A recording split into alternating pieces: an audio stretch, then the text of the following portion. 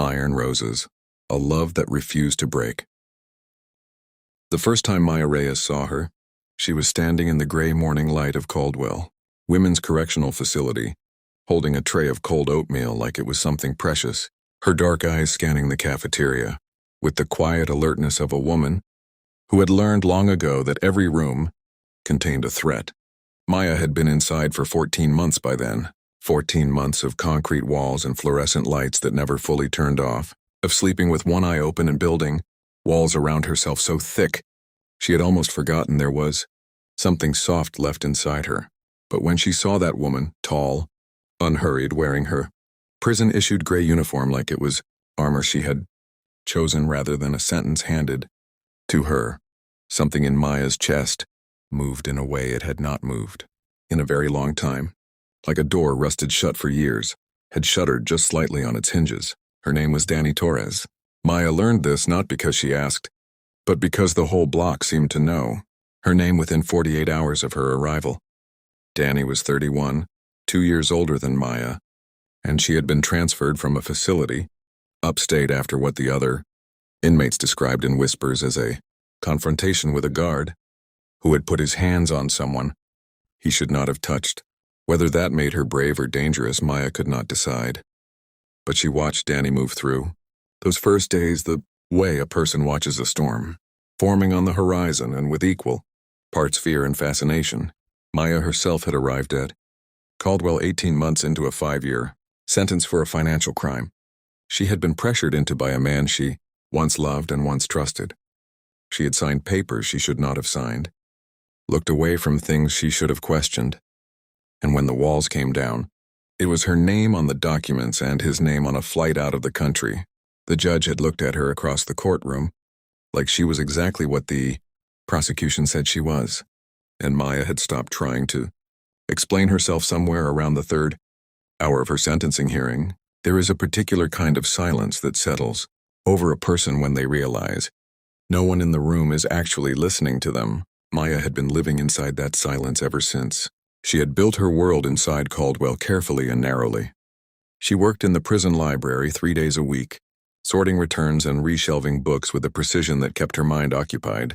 She kept to herself at meals. She wrote letters to her mother that were cheerful and vague. She did not make friends, not because she was unkind, but because attachment inside those walls felt like handing someone a weapon and hoping they chose not to use it. She had been hurt enough. She had learned to travel light inside her own heart. Dani changed the architecture of that carefully constructed life without asking permission. It started in the library. Dani came in one Tuesday afternoon, moving through the stacks with that same unhurried confidence, and pulled a copy of Gabriel García Márquez from the shelf.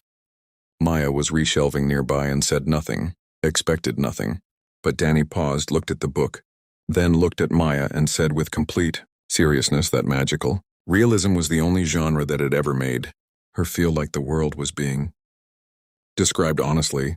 Maya had not expected that.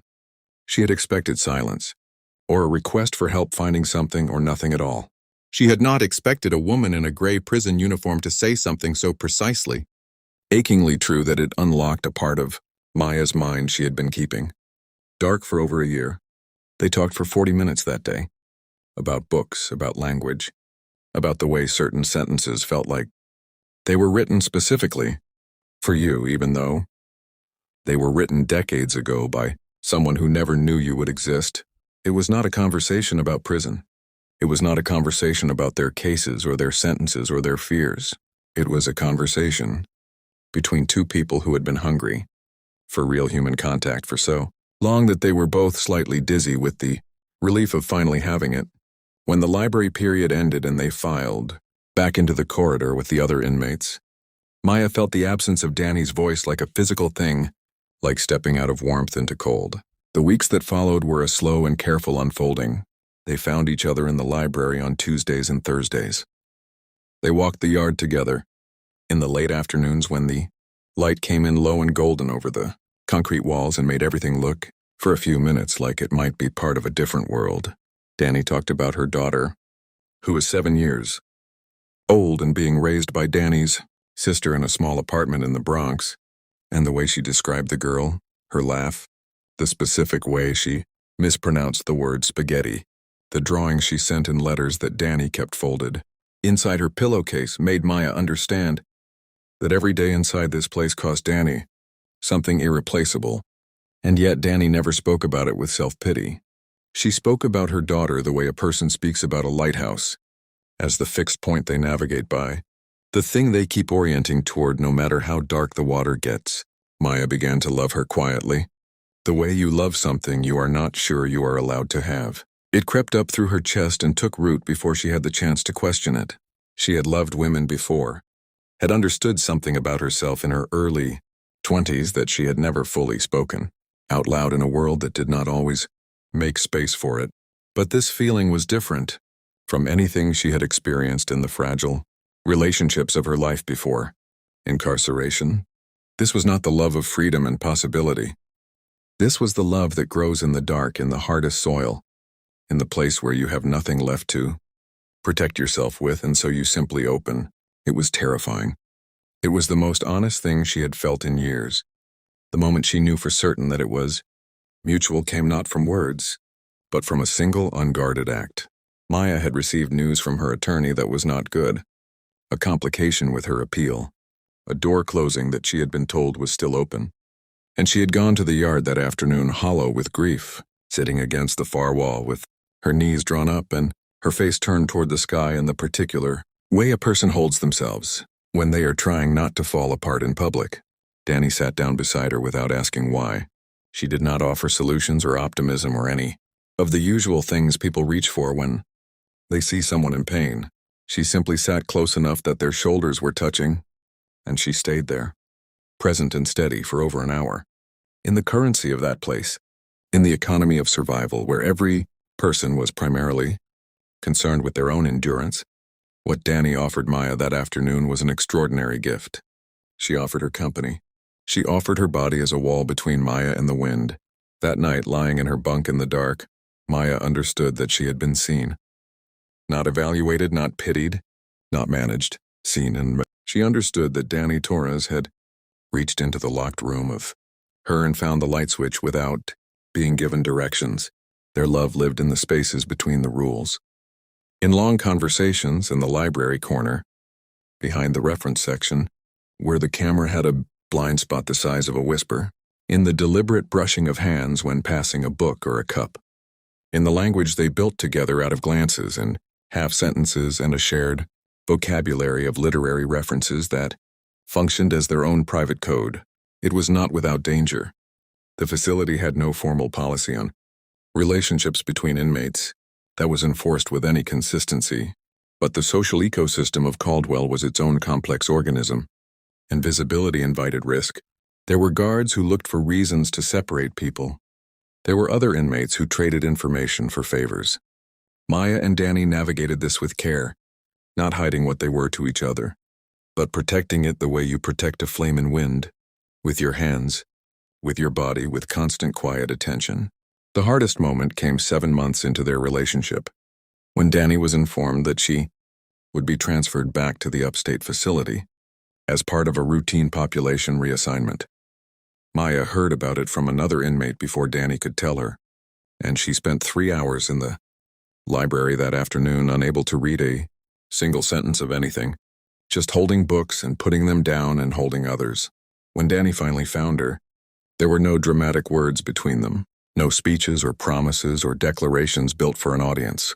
There was only the truth, stated plainly, which was that what had happened between them inside those walls had changed, something in both of them permanently, that you could take a person out of a place, but you could not take from them what had been understood inside it.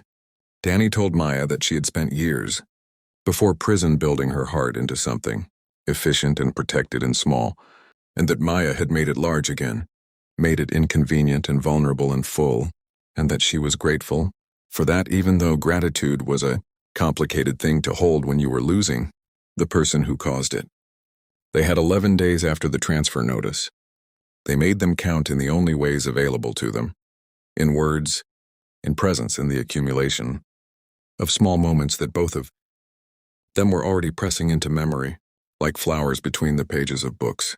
On Dani's last evening, they sat in the yard until the guard called them in, and Dani recited from memory a passage from the Márquez book she had first picked up in the library, the one that had started everything, and Maya understood that she was being given something to keep, a piece of language to carry, a proof that the story had been real. After Dani was gone, Maya did not collapse. This surprised her.